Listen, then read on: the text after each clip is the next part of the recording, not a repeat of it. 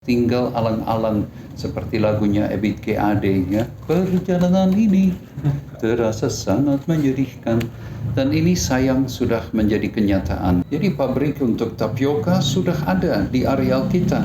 Pabrik untuk mengolah nira aren sudah ada, tidak boleh dipakai. Batunya untuk membantu pembangunan belum, tidak boleh pakai pelabuhan. Semua itu terhenti. Permasalahannya apa, Pak? Izin-izin. Saya nggak tahu kenapa harus begitu sulit, sedangkan ini semuanya akan membantu masyarakat.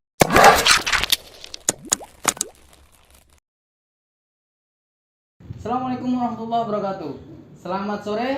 Hari ini kita kembali lagi di Sampul Said dan rasa syukur yang tinggi kita bisa berhadapan langsung dengan salah satu tokoh, saya pikir tokoh nasional ya, karena beliau juga sudah melalang buana dari daerah ke daerah dengan informasi yang luar biasa. Selanjutnya langsung saja untuk kita bertemu dengan Pak Will Smith. Saya panggilnya Bapak aja Pak ya, biar lebih akrab. Willy ya. Pak Willy. Ya, Pak Willy. Izin Pak Willy. Apa yang jadi rutinitas kita hari-hari ini Pak? Saya mengembangkan sistem-sistem yang benar-benar lestari dalam pengelolaan lahan itu dan untuk produksi yang tidak tergantung dari bahan bakar fosil itu, karena minyak dengan batu bara dan gas itu sudah tidak lama lagi akan habis. Jadi kalau kita menggunakan sistem-sistem yang mengandalkan energi fosil ini, kita akan dalam kesulitan dalam waktu yang sangat dekat sudah. Dan itu juga Indonesia punya kewajiban terhadap perjanjian COP21 di Paris, di mana saya menjadi pembicara untuk Indonesia juga, bahwa kita harus mengurangi emisi gas rumah kaca. Dan Indonesia pada waktu itu adalah yang menghasilkan gas rumah kaca ketiga besar di dunia. Padahal kita tidak punya industri dibandingkan China atau Amerika. Semua karena kerusakan lingkungan hidup. Kalau hutan rusak, gambut rusak, berarti banyak sekali emisi gas rumah kaca. Dan itu yang kalau ada kebakaran hutan seperti terjadi tahun 98 terus tahun 2015, ini asapnya itu akan sampai ke kutub utara dan sampai Antartika.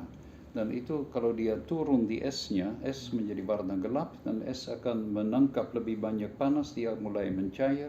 Kalau laut mulai terbuka, naik lagi lebih cepat panas buminya, dan itu akan mempengaruhi aliran air. Semua di dunia terpengaruh dari negara tropis kita di Khatulistiwa. Jadi ya ada kepentingan untuk menciptakan sistem yang membantu masyarakat untuk bisa tetap mendapat produksi yang lebih tinggi dari lahannya, tetapi tidak tergantung pupuk buatan.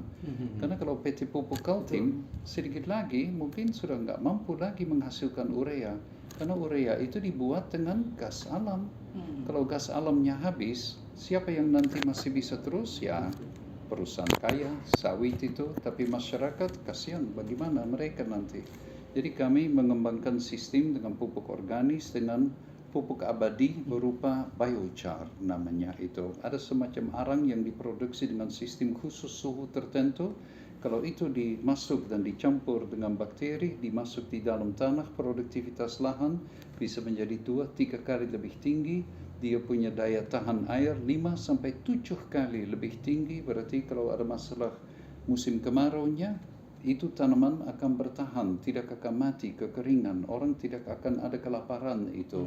Jadi ini adalah solusi-solusi yang menjadi kuncinya yang kami kejar untuk banyak orang bisa terbantu tanpa tergantung barang yang harus dibawa dari luar itu. Berarti hari ini fokus kita bicara tentang energi yang terbarukan Pak ya? Boleh, apa saja boleh. Yang bisa dimaksimalkan. Kalau untuk wilayah sendiri ya, di daerah mana Bapak beraktivitas? Ya, kalau di Kalimantan Timur sini saya dipercaya Pak Hashim untuk mengembangkan sistem tumpang sari yang bisa juga menghasilkan energi dari biomasa. Jadi kalau kayu kita bisa konversi dengan teknologi yang disebut namanya pyrolysis. Dia menjadi bahan arang yang tertentu, tetapi dia hampir seperti karbon aktif. Itu bisa dipakai untuk menyaring air atau untuk mengurangi polusi, atau dikembangkan lebih jauh ke tahap berikut menjadi gas dan biochar. Biochar yang pupuk abadi. Jadi agak sulit ya untuk ditangkap begitu saja.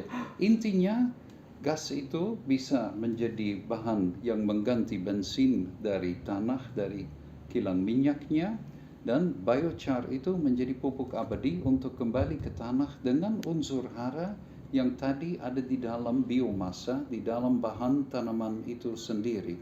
Jadi ini kembali siklus yang tertutup, tetapi gas yang dihasilkan yang menjadi energi hanya berasal dari fotosintesa. Fotosintesa adalah proses kehidupan dasar dari sinar matahari, dari gas CO2 dan hujan. Jadi tidak ada yang dari tanah. Tanaman menjadi penghasil energi dari matahari yang bisa diisi di dalam tangki untuk membawa mobil, untuk transportasi atau untuk orang masak. Jadi itu prinsipnya. Terus kalau pohon aren, dia menghasilkan etanol. Ya, kalau gula ini difermentasi, ya, dia bisa menjadi alkohol untuk diminum, tapi bisa juga menjadi alkohol untuk lampunya atau untuk sterilisasi atau untuk membawa motornya.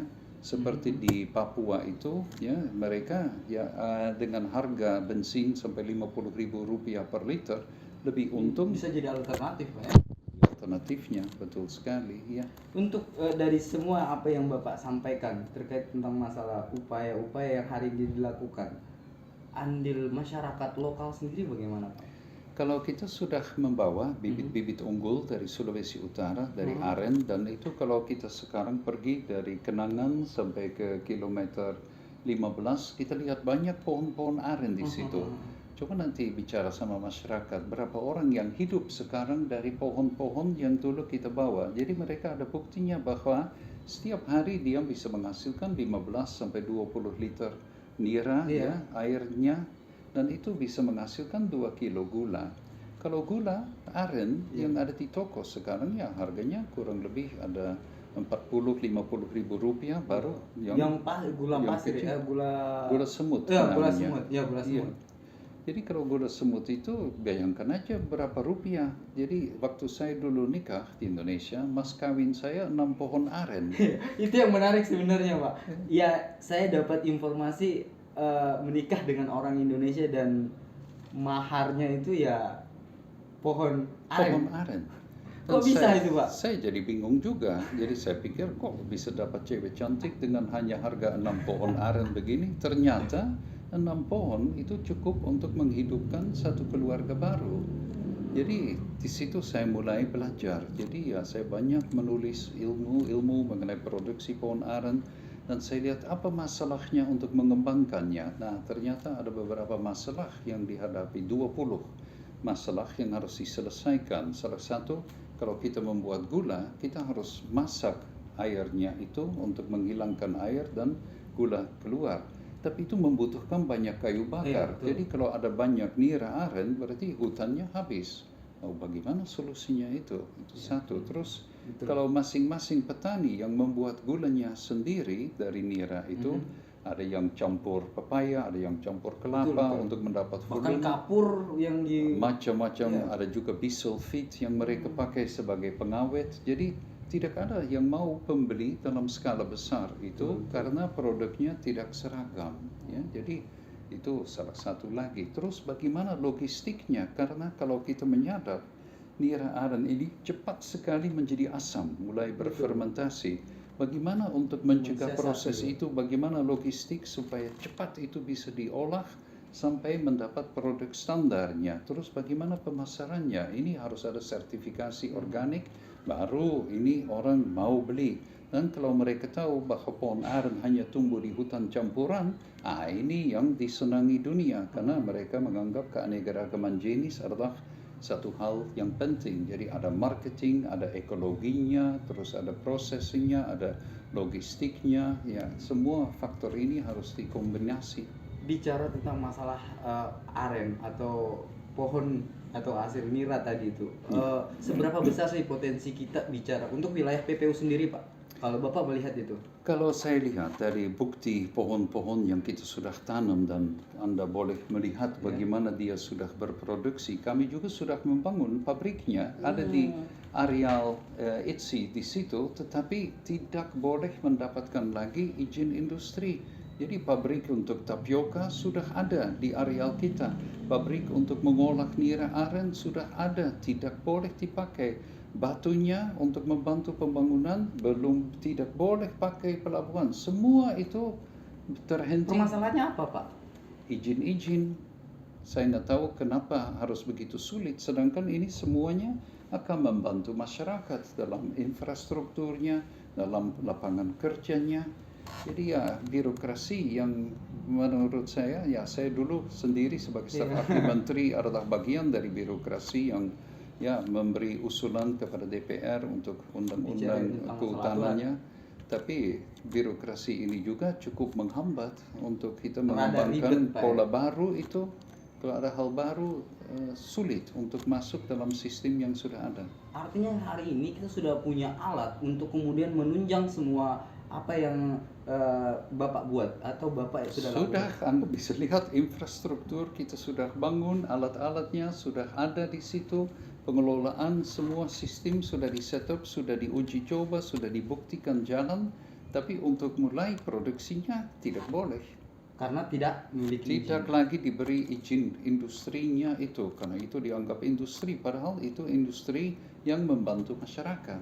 Jadi ya. Hari ini bagaimana dengan petani-petani kita? Hasil mereka dikelola bagaimana? Ya banyak juga yang menjadi itu minuman ya, dan itu sayang karena kalau itu menjadi minuman alkohol ya itu bisa menimbulkan masalah sosial. Lebih baik kalau kita mengelolanya menjadi gula dan itu menjadi produk yang lebih tinggi pendapatannya dan tanpa menimbulkan masalah sosial, ya saya rasa itu yang lebih baik. Jadi mestinya ada pertimbangan untuk ayo kita cobalah itu, tapi ya mau diapa? Hari ini kondisinya birokrasi. Ya birokrasi. Ya. Yo, sedikit Pak, boleh saya nyinggung mungkin yang terakhir ini bicarain tentang masalah IKN, karena kan ini baru aja supres dari menteri melakukan dan diberikan ke ketua DPR, dan hari ini jadi kabar baik khususnya untuk Kalimantan Timur dan ya salah satunya Penajam Pasir Utara yang salah satunya jadi wilayah IKN. Penunjang, kalau kita ngomongin perusahaan atau bicarain tentang masalah ICI kan ada titik potensi yang bakal membantu masyarakat IKN di sana. Bendungan yang pernah kita agak sedikit dapat informasi, bagaimana sih kondisi bendungan kita, Pak? Ya, itu ITSI adalah kalau kita lihat di gambar satelit, saya sebenarnya bisa kasih lihat karena kami memantau hutan ini setiap 2 hari dari luar angkasa. Kita ada gambar lengkap dari seluruh areal. Semua di keliling itu sudah ada kebakaran, sudah ada pembukaannya, berarti akan terjadi erosi, terjadi ya berkurangnya kesuburan tanahnya itu. Cuma areal ITSI adalah areal yang masih hijau terakhir. Kalau kita mau ada air untuk 2,5 juta orang ini, kita membutuhkan satu daerah aliran sungai yang cukup luas, yang masih bagus kondisinya. Nah di ITSI, Pak Hashim, di Arsarinya itu mau itu dijadikan areal konservasi yang sekaligus menjadi ekowisata, tapi danaunya seluas 4.200 hektar ini akan juga tempat untuk panel solar surya mengapung. Jadi di atas air itu pada ketinggian 305 meter di atas permukaan laut, suhunya dengan kelembaban, dengan evaporasi membuat panelnya 14% lebih efisien.